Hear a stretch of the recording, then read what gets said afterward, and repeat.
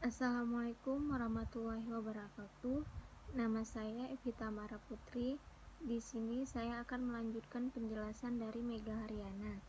Saya akan menjelaskan tentang pentingnya visi bagi perusahaan. Sebenarnya, secara disadari atau tidak disadari, setiap perusahaan pasti memiliki arah dan tujuan yang ingin dicapai.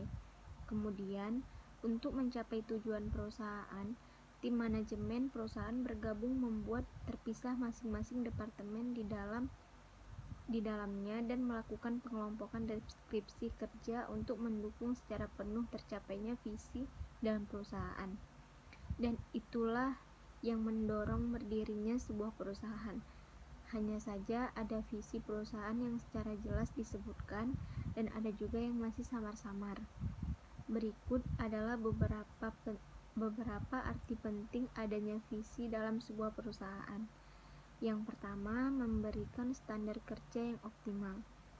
Saat seorang karyawan mengerti dan memahami apa sajakah tujuan untuk bekerja, maka secara tidak langsung karyawan tersebut akan mulai menyadari bahwa dia harus memberikan standar kerja yang dimilikinya secara optimal demi tujuan mulia dari perusahaan yang menuju puncak kejayaan dalam meningkatkan omset dan pertumbuhan perusahaan.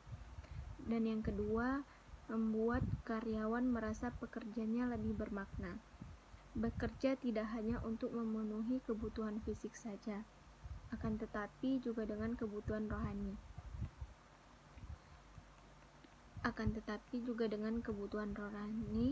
Tentang bagaimana menjalin hubungan yang baik dengan rekan kerja, dengan atasan maupun bawahan. Yang ketiga, meningkatkan semangat kerja dan komitmen. Karyawan sebuah perusahaan bukanlah robot yang bisa bekerja sepanjang waktu tanpa kenal lelah dan tidak perlu mengetahui arah dan perusahaan di mana ia bekerja. Memiliki visi perusahaan akan membuat para karyawan lebih giat dan bersemangat dalam bekerja. Yang keempat, memastikan tujuan dasar dari sebuah perusahaan. Memiliki visi berarti sama saja dengan memetakan secara jelas apa saja yang menjadi dasar tujuan didirikan sebuah perusahaan.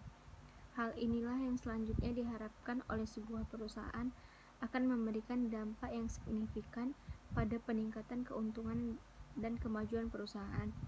Yang kelima, menjadi acuan perusahaan dalam mengembangkan bisnisnya. Perusahaan perlu sebuah landasan sebagai tonggak untuk menentukan apa saja perencanaan bisnis yang dikembangkan demi kemajuan dari perusahaan. Dan yang keenam, sebagai pedoman bagi karyawan dalam bekerja.